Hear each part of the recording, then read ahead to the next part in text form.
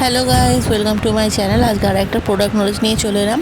আজকের প্রোডাক্টটা হচ্ছে আমরা প্রফেশনাল কাজে ইউজ করি বা পার্সোনাল কাজেও তোমরা ইউজ করতে পারো। একটা concealer palette, all in one concealer palette.